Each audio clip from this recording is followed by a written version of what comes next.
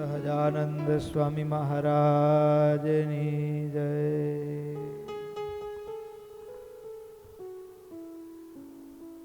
ઈષ્ટદેવ પરમ આરાધ્ય અનંત કોટી બ્રહ્માંડાધિપતિ સર્વનિયંતા સર્વ અંતર્યામી ભગવાન સ્વામિનારાયણ એમના દિવ્ય ચરણ કમળ સાનિધ્યમાં ચારેય કોર વીટલાઈને બેઠેલા અનંત અનંત અક્ષર મુક્તો એમની જ પાવન સન્નિધિ માત્ર ઉપસ્થિત પૂજ્યપાદ માધવ પ્રસાદ સ્વામી, શાસ્ત્રી સ્વામી સૂર્યપ્રકાશ સ્વામી, શ્રીવેદ સ્વામી, ભગવત સ્વામી આદિક સંતો, કથાભિલાષી એવા બાળ, યુવાન, વૃદ્ધ સમસ્ત ભક્તો સર્વેને ભગવાન સ્વામિનારાયણની ભાવ સ્મૃતિ સહિત સાદર જય સ્વામિનારાયણ.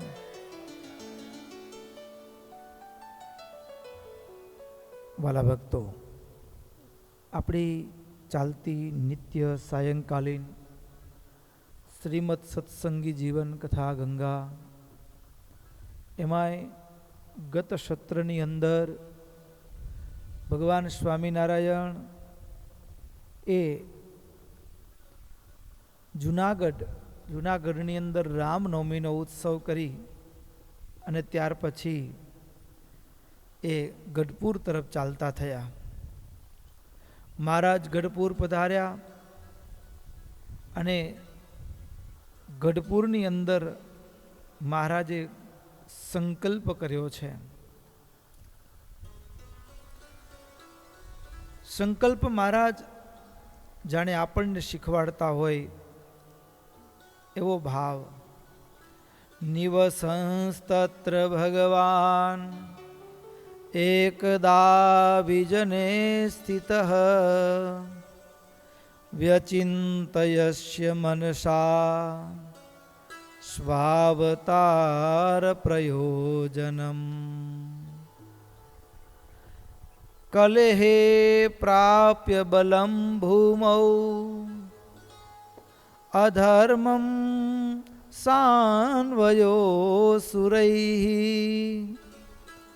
વર્ધિતો નિતરામ તેન ધર્મોતિતિ ક્ષીણતામ ગતઃ. મહારાજે ગઢપુરમાં રહી સંકલ્પ કર્યો છે. જે નિમિત્તથી અવતાર ધારણ કર્યો, હવે એ કાર્ય સંપન્ન થયું છે. એટલે કે કળિયુગનો પ્રભાવ ઘટ્યો છે, અધર્મ વંશનું બળ ઘટ્યું છે, ધર્મનું સ્થાપન થયું છે. ધર્મનું સ્થાપન થયું છે. ભૂમિ ઉપર જે નિમિત્તે અવતાર ધારણ કર્યો તો એ કાર્ય સંપન્ન થયું છે. પણ મહારાજ કે હવે એનાથી આગળ આ કાર્ય મોક્ષ માર્ગનો પથ અવિરત ચાલુ રહે એના માટે શું? તો એના માટે મહારાજે 3 સંકલ્પ કર્યા. પહેલો સંકલ્પ મંદિર બાંધવાનો. પહેલો સંકલ્પ કર્યો મંદિર બાંધવાનો. આ મંદિર ભક્તિ માર્ગસ્ય પુષ્ટે, ભક્તિ માર્ગની પુષ્ટિ માટે મંદિરની અનિવાર્યતા છે. મંદિર ભક્તો, મંદિરમાં મૂર્તિની પ્રતિષ્ઠા થાય. વાસ્તવમાં મંદિરની જરૂરિયાત એટલા માટે છે, મંદિરમાં થયેલી મૂર્તિ પ્રતિષ્ઠાનું ચિંતન, સેવન, પૂજન, આરાધન કરતા કરતા આ માનવ હૈયામાં પ્રતિષ્ઠા કરવાની છે. ત્યાં પ્રતિષ્ઠા થઈ એ જે સિંહાસનમાં બેઠેલા ભગવાનને એનું ચિંતન, એનું ધ્યાન, એનું ભજન કરતા કરતા એક એક વ્યક્તિનું હૃદય મંદિર બને. કેવળ મંદિરમાં જઈએ, દેવ દર્શન કરીને આવતા રહીએ તો મંદિરનો જે મૂળભૂત હૃદગત ભાવ છે એ ક્યાંક છૂટે છે એવું લાગે. કારયિત્વા મંદિરાણી તત્ર સ્વપ્રતિમા અહમ સ્થાપયેય તતસ્તાશ્ચ સેવયિષ્યન્તે હિ માનવાઃ. યુગો સુધી એનું સેવન કરી શકે. ભક્તો, મહારાજે મંદિરો પધરાવ્યા, મંદિરો બનાવ્યા, દેવો પધરાવ્યા, ત્યારે આપણે આજે પણ આ ચામડાની આંખોથી 200 વર્ષ પહેલા જે મહારાજ હતા વિચરતા હતા, આજે પણ વિચરે છે. પણ મારી તમારી આંખ થોડું ભગવાનના એ દેહને દેખી શકતી નથી, ભગવાનના એ વિગ્રહને દેખી શકતી નથી. મનમાં મૂંઝવણ થાય કે 500 કે 1000 કે 5000 કે 10,000 વર્ષ પછી આવનારી પેઢી શાસ્ત્રમાં લખાયેલા શબ્દોના આધારે એક હૃદયમાં એક ભાવનું ચિત્ર બને. આપણે અહીંયા બેઠા છીએ અને કોઈ એમ કે માંડવી જતા રસ્તામાં ધુણઈ આવશે, ધુણઈની બાજુમાં એક ગામ છે, તે વાડી છે ને વાડીમાં બેઠા આકારનું ઘર છે, આગળ 2 થંભલા કોલમ પડે છે, લગભગ 5 પગથિયા છે અને દરવાજાની બંને બાજુ બારી છે અને અંદર જઈએ એટલે પહેલો હોલ આવશે, એમાં જમણા હાથે રસોડું છે, ડાબા હાથે એક કોમન એક બીજો રૂમ છે અને એ એટેચ બાથરૂમવાળો નથી. એનાથી આગળ બંને બાજુ રસોડાની બાજુમાં એક રૂમ છે, આ બાજુનો સામેનો રૂમ છે, એની બાજુમાં રૂમ છે, એ બંને એટેચ બાથરૂમવાળા છે. આમ કોઈક બોલતું હોય ને એટલે આપણે કલ્પના કરી કે આવું ઘર હશે. થાય કે ન થાય? મનમાં એક કલ્પનાનું એક ભાવચિત્ર ઊભું થઈ જાય. પણ એક્ઝેક્ટ આવું જ હશે એમ કેમ કહી શકાય?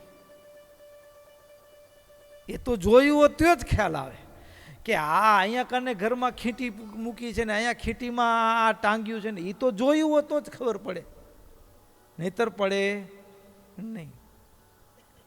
એમ ભગવાનનું આબેહૂબ શબ્દ ચિત્ર છે, એ ભાવ શબ્દથી ભાવ ચિત્ર ખડું થાય. પણ જ્યાં સુધી આ આંખથી દ્રષ્ટિગોચર ન થયું હોય ત્યાં સુધી થોડું કંઈક ખામી રહી જાય, ખૂટતું એવું લાગે.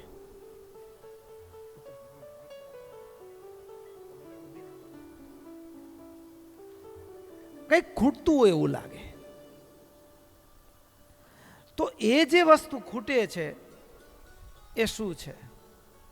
તો ભક્તો, આ ખૂટે નહીં ને એના માટે સ્વામિનારાયણ ભગવાને પોતાના હાથે એ બનાવેલી મૂર્તિઓ, અને એમાં ગોપીનાથજી મહારાજને જોઈએ ને એટલે આબેહૂબ મારા પ્રભુ આજથી 200 નહીં 5000 વર્ષ વ્યતીત થઈ ગયા હોય ને ત્યારે ભૂમંડળ ઉપર એ દ્રષ્ટિગોચર વર્તતા હશે. કેવું એનું પુષ્ટ શરીર હશે, કેવો એનો હાથ હશે, કેવી એની મુખની કાંતિ હશે, એ આપણે જોતાની સાથે જ હૃદયમાં સ્થિર થઈ જાય. તો શેનાથી થયું? એ મૂર્તિથી થયું. મૂર્તિથી થયું. મૂર્તિનું મનન ચિંતન નિધિધ્યાસ કરતા કરતા એ મૂર્તિ હૃદય ભાવમાં ખડી થાય. હૃદયની અંદર મૂર્તિની પ્રતિષ્ઠા થાય. અને જ્યારે હૃદયની અંદર ભગવાનની પ્રતિષ્ઠા થાય ને ત્યારે મારો તમારો આ જન્મારો સફળ થાય.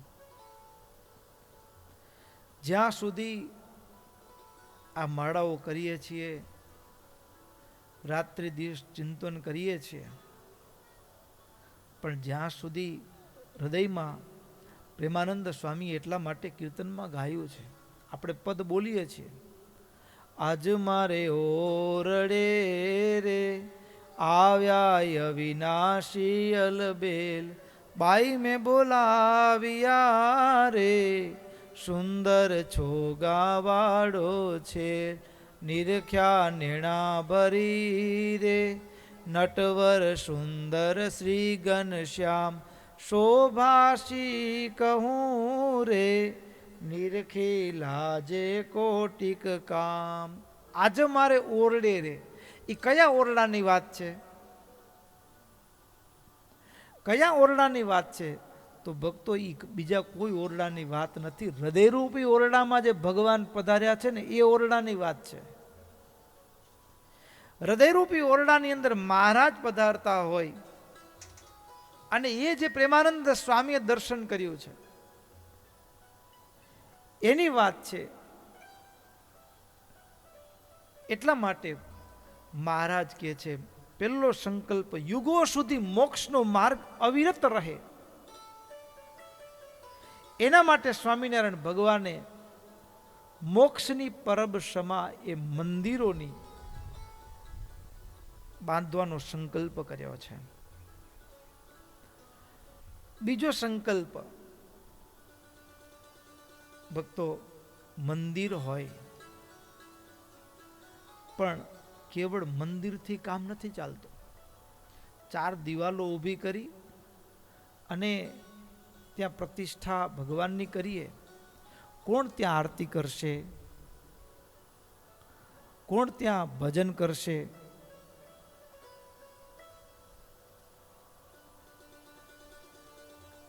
મંદિરની શોભા એ સત્સંગી છે. મંદિરની શોભા એ ભક્તો છે. સત્સંગ કેવળ મંદિર બનાવવાથી નથી ટકતો. તો મંદિરનું સંવહન કરવા માટે સ્વામિનારાયણ ભગવાને આચાર્ય પદ સ્થાપનનો પણ સંકલ્પ કર્યો.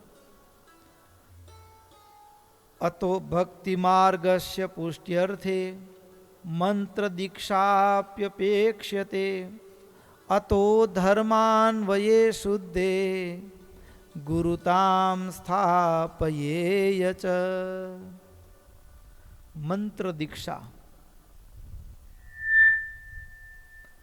મંત્ર દીક્ષા જે ભક્તિ માર્ગની એક પરંપરા છે, એને અવિરત અને અક્ષુણ્ણ રાખવા માટે દીક્ષા અત્યંત જરૂરી છે. તો દીક્ષાના વિધિ મન ફાવે તે વ્યક્તિ દીક્ષા આપે એ ચાલે?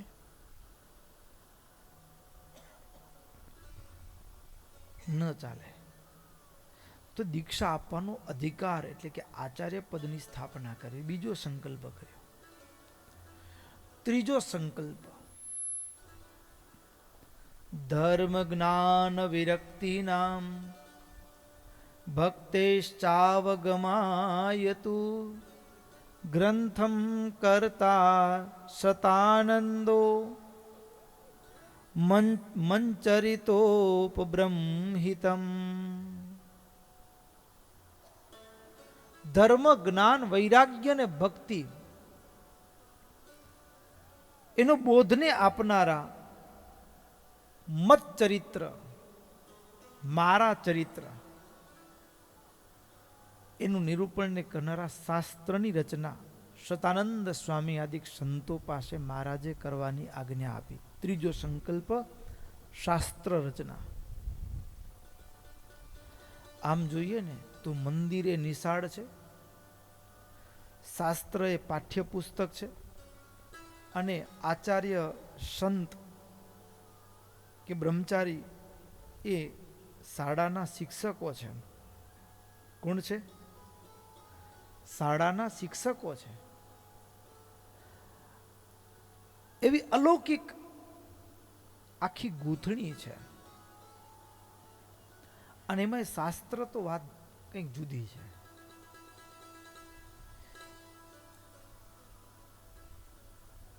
શબ્દથી સાંભળેલું હોય ને એ કાળક્રમે ભૂલાય.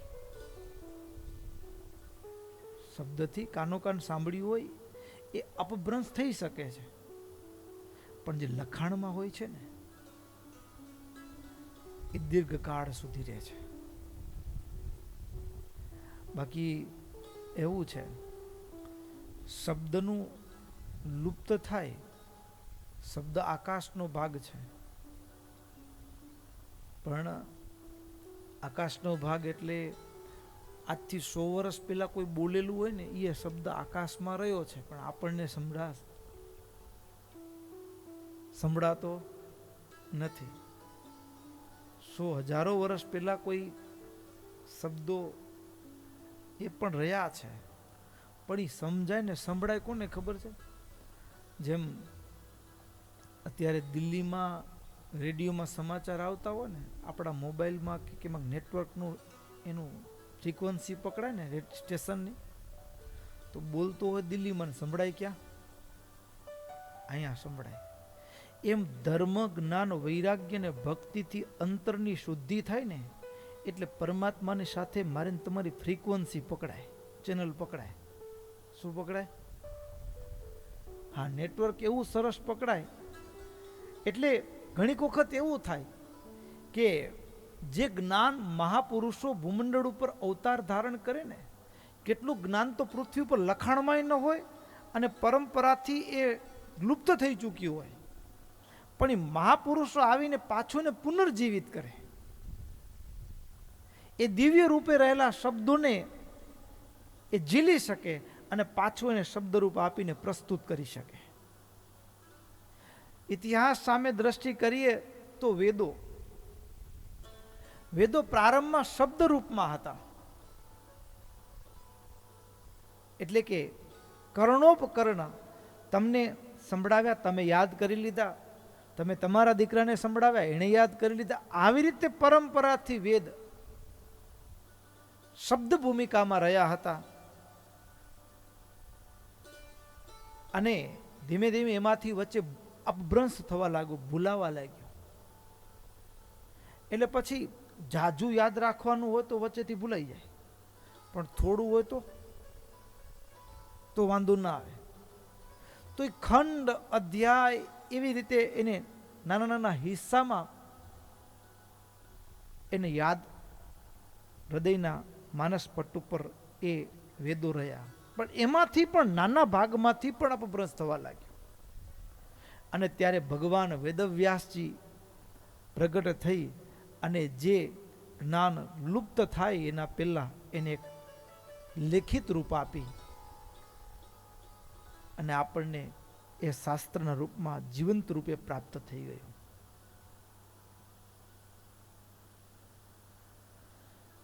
શાસ્ત્ર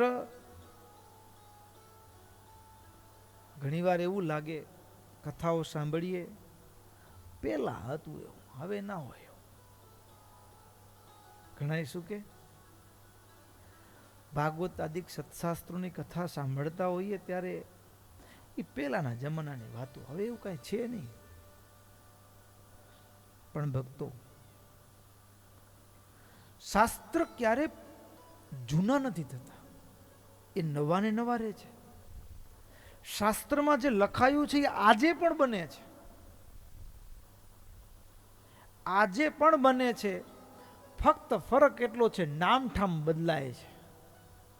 ઘટનાઓ આજે પણ બને છે, પ્રસંગો આજે પણ બને છે, નામઠામ બદલાય. પ્રહલાદની રક્ષા કરવા માટે ભગવાન તે દિવસે પ્રગટ થાય એમ નહીં, આજે થાય છે.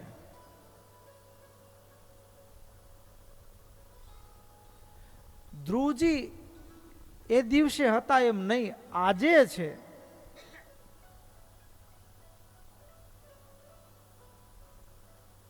કેટલાય પ્રસંગો આવે, ફક્ત નામ બદલાય. એટલે આપણે અત્યારના સમયમાં જીવતા હોય ને એટલે એને એ બધું એવું ના હોય.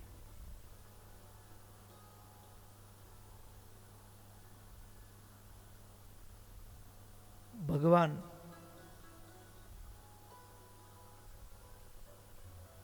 કાંટા વડે કાંટાનો નાશ કરી નાખે,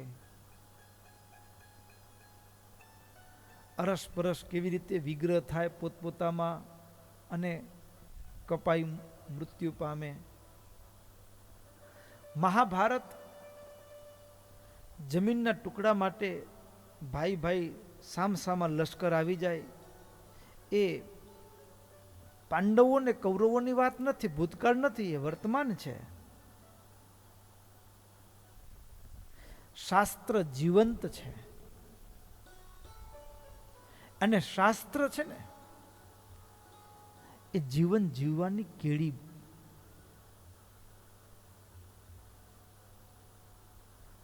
પૂર્વે આવી ભૂલ થઈ હતી તો એને આવો દંડ મળ્યો, તો મારાથી એવી ભૂલ ન થાય, નહીતર હું પણ એવા જ દંડનો ભોગતા બનીશ. મારી પણ આવી જ દશા થઈ શકે છે. શાસ્ત્ર જીવન જીવવાનો નવો રાહ બતાવે છે.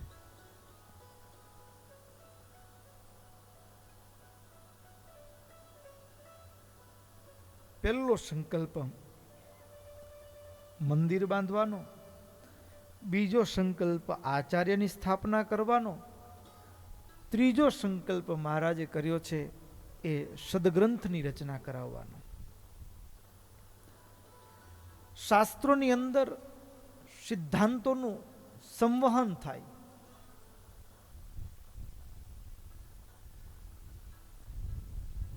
સ એવં ગૂઢ સંકલ્પો નિવસંસ્તત્ર પત્તને લેખયામાશ સર્વાણી સત્શાસ્ત્રાણી સુલેખકૈઃ.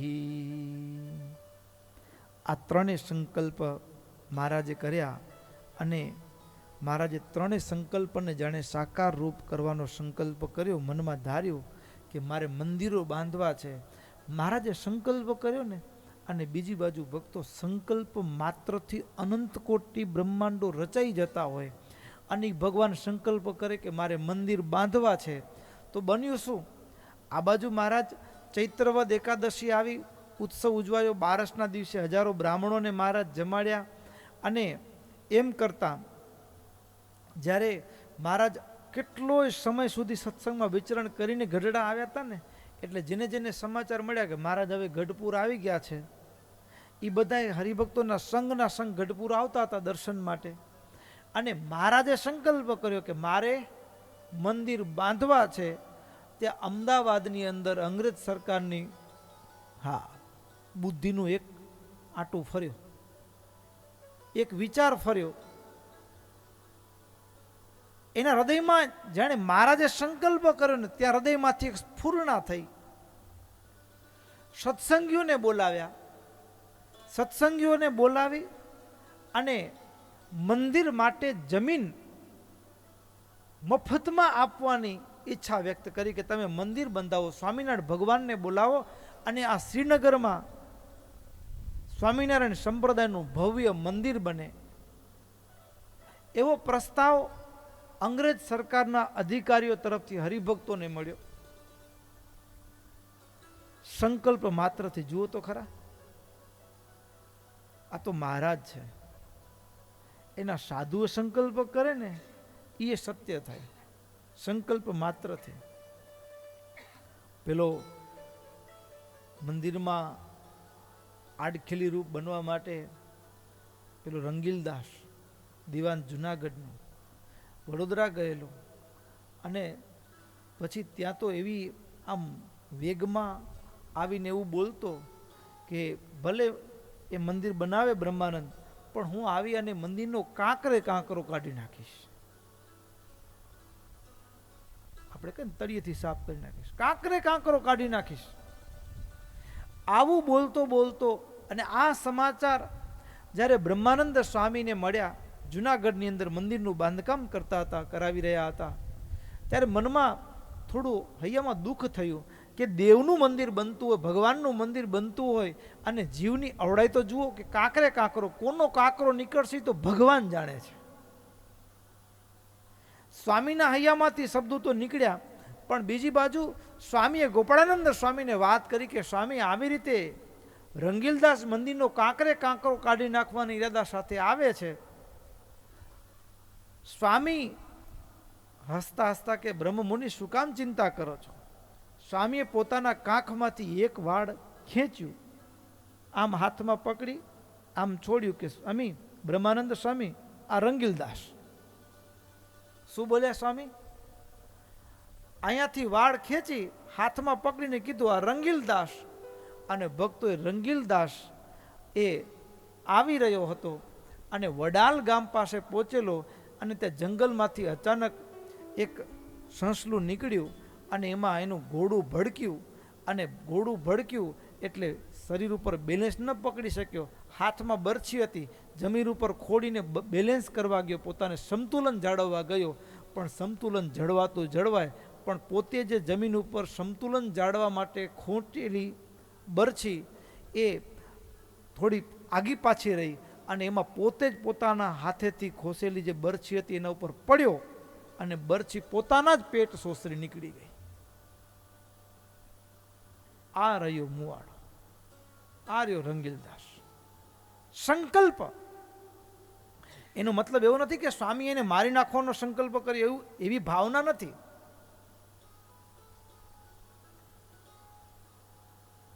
પ્રસંગને સમજતા ના આવડે તો એવો પણ અર્થઘટન થઈ શકે.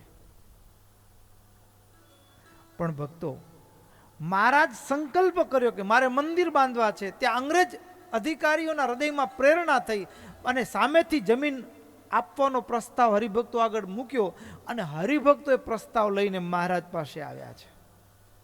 જેવા હરિભક્તો મહારાજ પાસે પ્રસ્તાવ લઈને આવ્યા અને મહારાજે એ હરિભક્તોની પ્રાર્થના વિનંતી સૌના દેખતા મહારાજે પૂછ્યું, કેમ ભક્તો, શું કંઈ કહેવા માગો છો? ત્યારે બે હાથ જોડી અને શ્રીનગર અમદાવાદથી આવેલા હરિભક્તો કહે, મહારાજ મહારાજ ભગવન પૂરમસ્માકમ કૃપયા આયા તુમર્હસી વિધાતુમ મંદિરમ તત્ર સર્વેષામસ્તિ માનસમ ગવેન્દ્ર દત્તાધિકૃતિ તત્રત્યો ધરણીપતિ. મહારાજ, તમે કૃપા કરીને અમારા નગર શ્રીનગર એટલે અમદાવાદ પધારો અને ત્યાં મોટું મંદિર બાંધો. મહારાજ, પ્રશ્ન થાય કે મંદિર બાંધવું ક્યાં? તો મહારાજ, ગવેન્દ્ર દત્તાધિકૃતિ અંગ્રેજ સરકાર એના અધિકારીઓ સામેથી અનુમોદત એ તદ્દી સામેથી પ્રસ્તાવ લઈને આવ્યા છે મહારાજ, અને તમને જેટલી જોઈએ એટલી જમીન આપીએ, પણ તમે અહીંયા સ્વામિનારાયણ ભગવાનનું મંદિર બને એવી એને ઈચ્છા વ્યક્ત કરી છે. એટલે મહારાજ, જલ્દીથી અમદાવાદમાં મંદિર થાય એવી અમે બધા ભક્તો પ્રાર્થના કરીએ છીએ. જલ્દીથી અમદાવાદમાં મંદિર થાય એવી અમે પ્રાર્થના કરીએ છીએ. અને અંગ્રેજ સરકારને તમારા ઉપર ખૂબ પ્રેમ છે અને બધા ભક્તોને પણ ઈચ્છા છે કે મહારાજ અમદાવાદમાં મોટું મંદિર થાય. આવી રીતે જ્યાં ભક્તોએ પ્રાર્થના કરી અને ત્યારે મહારાજ કહ્યું, સારું લ્યો, સારું. મહારાજે સારું, અમે અમદાવાદમાં મંદિર બંધાવીશું, આટલું જે કીધું ને, ભક્તો ખુશ થઈ ગયા. ભક્તો ખુશ થઈ ગયા, આનંદમાં આવી ગયા, ગેલમાં આવી ગયા. અને ત્યાં તો ભક્તો મહારાજે આનંદાનંદ સ્વામીને બોલાવ્યા. આનંદાનંદ સ્વામીને બોલાવ્યા અને મહારાજ કહે, સ્વામી, તમારે અત્યારે ને અત્યારે તમારી સાથેના સંતોના મંડળની સાથે અમદાવાદ જવાનું છે અને ત્યાં જઈ અને એ જે અંગ્રેજ સરકારના અધિકારીઓ જે જમીન આપે, ભૂમિ સંપાદિત થાય, એ દાનમાં આવેલી ભૂમિ ઉપર તમે શિલ્પશાસ્ત્રને અનુસારે મંદિર બંધાવો. મંદિર તૈયાર થઈ જાય એટલા માટે મહારાજે સ્પષ્ટતા કરી, મંદિર તૈયાર થાય અમને સંદેશો મોકલાવજો, અમે ત્યાં આવી અને નરનારાયણ ભગવાનની સ્થાપના કરીશું. જાતે હિ મંદિરે તત્ર પ્રેષયે દૂતમત્ર ચ તત્રૈત્ય સ્થાપયિષ્યામિ નરનારાયણમ હિયયમ. નરનારાયણ ભગવાનની પ્રતિષ્ઠા કરવા માટે અમે આવીશું. આનંદાનંદ સ્વામી પણ ભક્તો મહારાજને વંદન કરી, મહારાજ તમે જેમ કહેશો એમ હું કરીશ. મહારાજને રાજી કરવા માટે આનંદાનંદ સ્વામી મહારાજની આજ્ઞા શિરોધાર્ય કરી અને પોતાના સંતોના મંડળની સાથે એ શ્રીનગર એટલે કે અમદાવાદ ચાલતા થયા છે. અમદાવાદ આવી અને આનંદાનંદ સ્વામીએ હરિભક્તોને ત્યાં યોગ્ય વ્યવસ્થા મુજબ ઉતારો કર્યો છે અને જ્યાં સ્વામિનારાયણ ભગવાને મંદિરનું બાંધકામ કરવા માટે સંતો મોકલ્યા છે. આવા સમાચાર એ અંગ્રેજ અધિકારીઓને મળ્યા એટલે તરત જ અંગ્રેજ અધિકારીઓ રૂબરૂ આનંદાનંદ સ્વામીને મળવા માટે આવ્યા છે. આનંદાનંદ સ્વામીને મળવા માટે આવ્યા, હાથ જોડી પ્રાર્થના કરતા કહ્યું છે કે આપ જેટલી જમી ઈચ્છો, ભૂમિ ઈચ્છો છો, સચાહમ તમ મુને ભૂમિર યાવતી યા તવેપ્સિતા તાવતી તામ ગૃણાદ્યદ્ય પ્રતિરોધાન કોપીતે. તમને મંદિરનું બાંધકામ કરવા માટે જેટલી જમીન જોઈએ એટલી તમને ઈચ્છા થાય એટલી જમીન તમે પ્રેમથી લઈ શકો છો. એનામાં કોઈ અવરોધ આવશે, કોઈ આડખીલી નહીં કરે. તમને ઈચ્છા થાય એટલી જમીન. અને ભક્તો આનંદાનંદ સ્વામી પણ એ જે ભૂમિ અંગ્રેજ અધિકારીઓ દ્વારા બતાવવામાં આવી એમાં સ્વામીએ ઈચ્છા દર્શાવી એ મુજબની જમીન અંગ્રેજ સરકારે આપી અને સ્વામીએ મંદિરનું બાંધકામ શરૂ કરાવ્યું. ભક્તો આમ તો જોઈએ તો આશ્ચર્ય થાય. અત્યારે તો કેટલી ટેકનોલોજી આવી ગઈ, તોય આપણે મંદિર બાંધતા બાંધતા કેટલો સમય લાગી જાય ને, બરાબર. અને એ જમાનામાં કોઈ સાધનો નહીં એટલા, છતાં એ 1-1.5 વર્ષમાં અમદાવાદનું મંદિર તૈયાર થઈ જાય. એટલે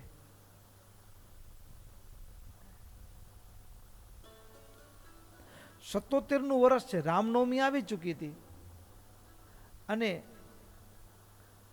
78ના વર્ષમાં તો પ્રતિષ્ઠા છે. તો એકાદ વર્ષની અંદર એ કેવું કામ, અને પાછું આમ ખાલી બાંધકામ કર્યું છે ને કરવા ખાતર કર્યું છે એમની 200 વર્ષ થઈ જાય. કાળના કેવા ઝપાટા આવે, વરસાદના કેવા પ્રચંડ વેગો હોય, એ ભૂકંપના આંચકાઓ હોય, એમાં પણ મંદિરનો એક કાંકરોય ન હલે. આવા મંદિરો અને આટલા અલ્પ સમયની અંદર આપણે તો આમ તો ખોટા હવામાં ફરીએ છીએ. મજબૂતીમાં, સિમેન્ટમાં ને એમાં બધામાં મજબૂતી એવી ઠસો ઠસ ટકે વર્ષો વર્ષ, 40 વર્ષમાં જ ભૂકો બોલતો હોય. હા, 40 વર્ષમાં જ, પણ મજબૂતી તો હે. ગોપીનાથજી મહારાજનું મંદિર ગઢડા જોઈએ, વડતાલ જોઈએ. આજે 200 વર્ષ થયા હોય ને 200 વર્ષ પહેલા એવા મંદિરો. એનાથી થોડા પાછળ જઈએ, દક્ષિણ ભારતમાં જઈએ ને, 1000 વર્ષ જૂના મંદિરો હોય, 200 એકરમાં. અને એ મંદિરના ગોપુર જોઈએ તો આભને આંબે એટલા, આમ બરાબર ઊંચું જોઈએ ત્યારે માંડ દેખાય, આટલા મોટા મંદિર. અને પાછા એ મંદિરો પાછળની કેવી ઇતિહાસ કથાઓ હોય કે કોઈ વિધર્મીઓ કે કોઈ આક્રમણ કરે ને ત્યારે મંદિરને સુરક્ષિત રાખવા માટે ઘણીક વખત એવા પ્રસંગો બન્યા હોય કે 1, 2 કે 15 દાડામાં તો આખું મંદિર રેતીથી ઢાંકી દે, પાછું એને સુરક્ષિત રાખવા માટે.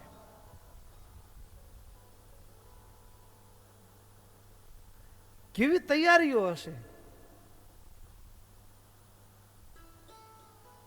તો એ અલ્પ સમયની અંદર જ એ મંદિર તૈયાર થયું. અને આનંદાનંદ સ્વામીએ ચતુર અને એકદમ ગજબના શિલ્પી કારીગરીથી યુક્ત એવા કારીગરોને બોલાવી અને મંદિરનું કામ ધમધોકાટ શરૂ કરાવ્યું. મંદિરના એક એક કાર્યમાં શિલ્પ સ્થાપત્ય કલાની દ્રષ્ટિએ પણ એ મંદિરને કોઈ એને એક ભૂલ ન કાઢી શકે, ખોટ ન બતાવી શકાય, કાઢી ન શકાય એવું મંદિર. આપણે ઘણી વખત ઘરમાં હોય ને તેમ કે આ કોલમ અહીંયા ની ને અહીંયા હોત તો દત થયો હતો, અહીંયા બાથરૂમ અહીંયા ની ને અહીંયા હોત તો સારું થયું હતું, રૂમ અહીંયા ની ને અહીંયા હોત તો સારું હોત. ઘણા બધા આવી સલાહ આપે. પણ શિલ્પ સ્થાપત્ય કલાનું ઉત્કૃષ્ટ નમૂના એ મંદિરો, એ આનંદાનંદ સ્વામી, અરે એટલું નહીં, શ્રેષ્ઠ જ્યોતિષીઓ પાસે પ્રતિષ્ઠાનું મુહૂર્ત જોડાવ્યું. અને ભક્તો એ મંદિરની રચનાનું સમગ્ર વિગતવાર માહિતી મહારાજને એ બે સંતો દ્વારા ગઢપુર મોકલાવી. બીજી બાજુ ગઢપુરની અંદર પણ શું ચાલતું હતું? તો ગઢપુરની અંદર મહારાજ રામ પ્રતાપભાઈ ને ઈચ્છારામભાઈ જુનાગઢથી દ્વારિકાની યાત્રા કરવા ગયેલા. મહારાજ રાહ જુએ કે બે ભાઈ આવે ને પછી અમારે રામાયણની કથા સાંભળવી છે, વાલ્મીકી રામાયણની કથા સાંભળવી છે, પણ અમારા બે ભાઈ આવે ને પછી. એટલે રામ પ્રતાપભાઈ અને ઈચ્છારામભાઈ એ દ્વારિકાની યાત્રા કરવા ગયા છે, પાછા આવે પછી એ રામાયણની કથા કરવાનો સંકલ્પ કરેલો. અને એમાં ભક્તો દિવસો પસાર થઈ રહ્યા હતા, એમાં ગંગા દશેરા આવી. અને ગંગા દશેરાના દિવસે ભક્તો એ મહારાજે ગંગા પૂજનનો ઉત્સવ પણ ઉજવ્યો, બ્રાહ્મણોને જમાડ્યા. અને એમાંય મહારાજ અહીંયા લખ્યું છે, સતાનંદ સ્વામીએ નોંધ્યું છે કે મહારાજ એ છપૈયાની ભૂમિ ઉપર તો ભાભીના હાથનું ઘણું જમ્યા છે, પણ જ્યારે એ ધર્મકુળ એ પુનઃ પાછું સત્સંગમાં આવ્યું છે, અને સત્સંગમાં આવ્યા પછી મહારાજને ક્યારેક એ રામ પ્રતાપભાઈના ઉતારે જમવાનું આમંત્રણ મળે, એટલે સુવાસીની ભાભી મહારાજને બોલાવે, ક્યારેક ઈચ્છારામભાઈના ઘરે જમવાનું આમંત્રણ મળે અને મહારાજ ક્યારેક ત્યાં જમવા પધારે. એવી રીતે મહારાજ એ સુવાસુની ભાભીને ત્યાં જમવા માટે પધાર્યા છે. મહારાજ સુવાસીની ભાભીના નિવાસ સ્થાને જમવા પધાર્યા, મહારાજ ત્યાં જમી રહ્યા છે. અને ત્યાં તો તીર્થે ગયેલા, દ્વારિકાની યાત્રા ગયેલા બંને ભાઈઓ, એ ઈચ્છારામભાઈ અને રામ પ્રતાપભાઈ બંને એ યાત્રા સંપન્ન કરીને પાછા ગઢપુર આવ્યા છે. મહારાજ બંને ભાઈઓને બાથમાં લઈને મળ્યા છે. રામ પ્રતાપભાઈ એણે મહારાજથી મોટા છે, એટલે મહારાજે આપણને શીખવાડવા માટે રામ પ્રતાપભાઈને મહારાજે નમસ્કાર કર્યા, જ્યારે નાના ઈચ્છારામભાઈએ એ મહારાજને નમસ્કાર કર્યા છે. મોટા હોય એને અચૂક નમસ્કાર કરવા જોઈએ, નાના હોય એમની કર્તવ્ય ફરજ બને એ ભાવ મહારાજે આચરણ દ્વારા બતાડ્યો. નહીતર પોતે સ્વયં ભગવાન છે. જયેષ્ઠમ સ્વયં નમસ્કૃત્ય, મોટાને સ્વયં મહારાજ પોતે નમસ્કાર કરે. રામ પ્રતાપભાઈનો, હા, રામ પ્રતાપભાઈને મહારાજે નમસ્કાર કર્યા. જયેષ્ઠમ સ્વયં નમસ્કૃત્ય કનિષ્ઠેન નમસ્કૃત પૃષ્ઠવા તત સ્વાગતાદીની ક્ષણમ વ્યશ્રમયચતૌ. ત્યારે ઈચ્છારામભાઈએ મહારાજને નમસ્કાર કર્યા, નાના છે એટલે. આવી રીતે મહારાજ એને સ્વાગત વચનો પૂછ્યા, કેવી યાત્રા રહી, બધું સાનુકૂળતાથી થયું કે નહીં, કોઈ તકલીફ નથી પડીને. મહારાજ કે થાક્યા હશો, થોડી વાર વિશ્રાંતિ લ્યો. એને જમાડી અને પછી વિશ્રાંતિ કરાવી છે. થોડો આરામ કર્યા પછી મહારાજે બીજે દિવસે, એટલે કે જેઠ સુદ એકાદશી, જેને આપણે ભીમ એકાદશી કહીએ, નિર્જળા એકાદશી કહીએ, એ દિવસે મહારાજે રામકથાનો પ્રારંભ કરાવ્યો. રામકથાનો પ્રારંભ કરાવ્યો. અને એ રામકથા વાલ્મીકી રામાયણ, અને કેવી કથા હશે, વિધિવત કથા. મહારાજ દરરોજ પ્રતિદિન પ્રાગજી પુરાણી કથા વાંચે. પ્રાગજી પુરાણી કથા વાંચે, મહારાજ એનું પૂજન કરે. અને પ્રાગજી પુરાણીને નિત્ય નવા વસ્ત્ર, આભૂષણો, અલંકારો એ દક્ષિણાના રૂપમાં દાનમાં આપે મહારાજ. અને 8 મહિના સુધી મહારાજે રામાયણની કથા સાંભળી. આપણે 8 મહિના સત્સંગી જીવન હજી નથી થયા. હા, પણ મહારાજે 8 મહિના સુધી વાલ્મીકી રામાયણની કથા પ્રતિદિન એ પ્રાગજી પુરાણી એ સવારથી માંડીને એ કથા કરતા હોય. જેવો સમયનો અવકાશ મળે મહારાજ રામાયણની કથા કરાવે, મહારાજ પોતે શ્રવણ કરે. અને એમ કરતા પોષ માસની પૂર્ણિમા આગળ મહારાજે એ ચાંદ્રાયણ વ્રત કરવાનો વિધિ એની વાત કરી હતી.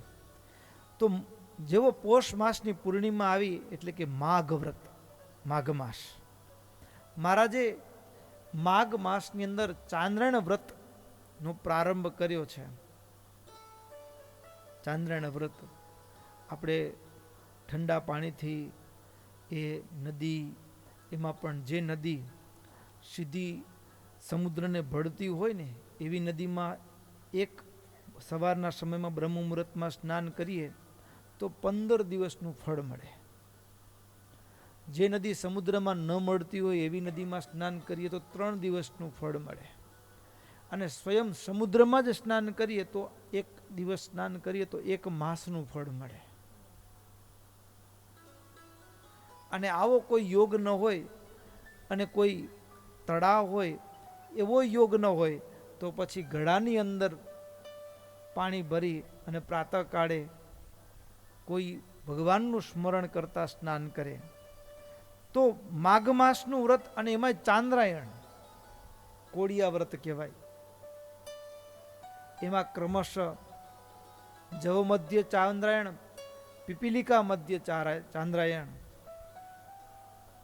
પૂનમના 15 કોળિયા હોય, 14ના પછી પૂનમ પછી એકમ આવે તો ક્રમશઃ ઘટતા જવાનું, એક કોળિયો, વળી પાછું એક કોળિયો વધતો જાય. અમાસના દિવસે ઉપવાસ થાય. ક્રમશઃ ચડતા ને ઉતરતા ક્રમની અંદર એ ચાંદ્રાયણ વ્રત તો મહારાજે પોતે આપણને આચરણ દ્વારા આપણે હજુ કદાચ આગુ પાછું કરી જાય. સ્વયં મહારાજ પ્રતિદિન ઉન્મત્ત ગંગામાં માઘ માસમાં ઉન્મત્ત ગંગામાં સ્નાન કરવા માટે માઘ વ્રત કરતા થકા મહારાજ ઉન્મત્ત ગંગામાં પ્રાતઃકાળે માઘ સ્નાન કરવા જાય. અને આ વ્રતને અંતે મહારાજે હજારો બ્રાહ્મણોને, સંતોને જમાડી તૃપ્ત કરેલા. અને એ માઘ વ્રત જ્યાં પૂર્ણ થયું અને ત્યાં તો આનંદાનંદ સ્વામીએ મોકલેલા 2 સાધુ અમદાવાદથી ગઢપુર આવ્યા. મહારાજને સાષ્ટાંગ દંડવત પ્રણામ કર્યા. દંડવત પ્રણામ કર્યા એટલે મહારાજે પૂછ્યું, કેમ સાધુરામ આવવાનું થયું? કેવું ચાલે છે મંદિરનું કામકાજ? આમ માંડીને બધી વિગત પૂછી, શ્રીનગરનું વૃત્તાંત પૂછ્યું. ત્યારે આનંદાનંદ સ્વામીએ જે સંદેશો મોકલાવ્યો છે બંને સંતોએ કઈ સંભળાવ્યો, મહારાજ એ મંદિર તમે જેવી આનંદાનંદ સ્વામીને આજ્ઞા કરી હતી એ પ્રમાણે મંદિર સંપૂર્ણપણે તૈયાર થઈ ચૂક્યું છે. સ્વામીએ પ્રાર્થના સંદેશ મોકલાવ્યો છે. મહારાજ આપે જે રીતે પૂર્વ કહ્યું હતું કે મંદિર તૈયાર થાય ત્યારે અમને સંદેશો મોકલાવજો, અમે ચોક્કસ ત્યાં આવશું, નરનારાયણ ભગવાનની પ્રાણ પ્રતિષ્ઠા કરીશું. એટલે મહારાજ સ્વામીએ સંદેશો મોકલાવ્યો છે કે મંદિર તૈયાર થયું છે, આપ સંતો ભક્તોના મંડળે સહિત હજારો સંતો ભક્તો સહિત આપ અમદાવાદ પધારો અને ત્યાં એ મંદિરમાં ભગવાનની પ્રાણ પ્રતિષ્ઠા થાય એના માટેની વિનંતી આનંદાનંદ સ્વામીએ કરી છે. અને ભક્તો એ આનંદાનંદ સ્વામીની પ્રાર્થના મહારાજે સાંભળી અને મહારાજ એ શ્રીનગર તરફ ચાલતા થાય. ભક્તો મંદિરમાં પ્રાણ પ્રતિષ્ઠા, એમાંય અમદાવાદ આનંદાનંદ સ્વામીએ એક પથ્થરમાં ભાવ ઘૂંટીને ભર્યા હોય એવું મંદિર, અને હૃદયના પ્રાર્થના જાણે કેવી આનંદાનંદ સ્વામીના હૃદયની પ્રાર્થના હશે કે મહારાજ વહેલા વહેલા મંદિરે આવો અને મંદિરમાં બિરાજમાન થાવ અને આ મંદિરમાં બિરાજમાન થઈ અને તમારા દર્શન, કોઈ તમારું દર્શન કરે, તમારો સ્પર્શ કરે, એને મહારાજ મોક્ષનું દાન આપો. તમારા દર્શને આવે એને મોક્ષનું દાન આપો. અને પ્રભુ વહેલા વહેલા પધારો, આ મંદિરમાં પધારો, એવી પ્રાર્થનાનું એક અદ્ભુત ભાવ એ કીર્તનમાં ઝીલાયો છે. સાંભળીએ શબ્દોને. રાજ મારે રે મંદિરે તમે રહો રહો, રાજ મારે રે મંદિરે તમે રહો રહો, તમે રહો રહો, તમે રહો રહો, રાજ મારે રે મંદિરે તમે રહો રહો, રાજ મારે રે મંદિરે તમે રહો રહો. દરસ પરસ ને કેરા, દરસ પરસ કેરે દાન કરીને, દરસ પરસ કેરે દાન કરીને, દુર્મતિ દુબતા દહો દહો મોહન મારે, રાજ મારે રે મંદિરે તમે રહો રહો. કાન કુંવર અતિ હેત કરીને, કાન કુંવર અતિ હેત કરીને, કાન કુંવર અતિ હેત કરીને, ગુણિયલ બાયણી ગ્રહો રે ગ્રહો મોહન મારે, મોહન મારે રે મંદિરે તમે રહો ને રહો, રહો ને રહો, તમે રહો રે રહો, મોહન મારે રે મંદિરે તમે રહો રહો. જગ જીવન યમને પોતાના, જગ જીવન પોતાના રે જાણીને, રહેવું કહેવું હોય તે કહો રે કહો મોહન મારે રે, મોહન મારે રે મંદિરે તમે રહો રે રહો. બ્રહ્માનંદના નાથ રંગીલા, બ્રહ્માનંદના નાથ રંગીલા, અવગુણ્ય મારા સહો રે સહો, મોહન મારે રે મંદિરે તમે રહો રે રહો, રહો રે રહો, તમે રહો રે રહો, મોહન મારે રે મંદિરે તમે રહો ને રહો, રાજ મારે રે મંદિરે તમે રહો ને રહો, રાજ મારે રે મંદિરે તમે રહો રહો. મહારાજ આનંદાનંદ સ્વામીના હૃદયની ભાવ પ્રાર્થના. તપસ્યાદ્ય તૃતીયાયામ દેવ સંસ્થાપન ક્ષણમ, સ્વજ્ઞાત્વા તત્પુરમ ગંતુમ આદિદેશાત મનોનુગાન. મહારાજ કહે છે, અરે સંતો ભક્તો તૈયાર થાવ, ફાગણ સુધી ત્રીજનું તો નરનારાયણ ભગવાનની પ્રતિષ્ઠાનું મુહૂર્ત છે. ફાગણ સુધી ત્રીજનું પ્રતિષ્ઠાનું મુહૂર્ત છે. જટ તૈયાર થાવ શ્રીનગર જવા માટે. અને સોમલા ખાચરાદિક પાર્ષદો તો બધાય એ ઝટપટ તૈયાર થઈ ગયા એ અમદાવાદ ભણી ચાલવા માટે. અને ભક્તો સંતોના મંડળો, અરે બહેનોમાં જીવુબા લાડુબા આદિક બહેનો પણ એ મનુષ્યોની હજારો માણસોની ભીડ હોય અને ત્યાં ધર્મો એ સાચવી ન શકાય.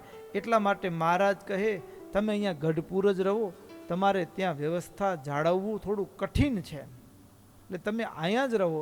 અને સંતો પાર્ષદો બ્રહ્મચારીઓ આવી રીતે બધા જ હવે એ ગઢપુરથી બધા અમદાવાદ તરફ ચાલી નીકળ્યા છે. અને ભક્તો પહેલું મંદિર સ્વામિનારાયણ ભગવાન અમદાવાદમાં તૈયાર કરાવ્યું છે. અને મંદિરનો પ્રાણ પ્રતિષ્ઠા મહોત્સવ છે. કેવો ઉત્સવ હશે, કેવી તૈયારી હશે અને ત્યાં કેવો માહોલ હશે, એની બધી વાત આપણે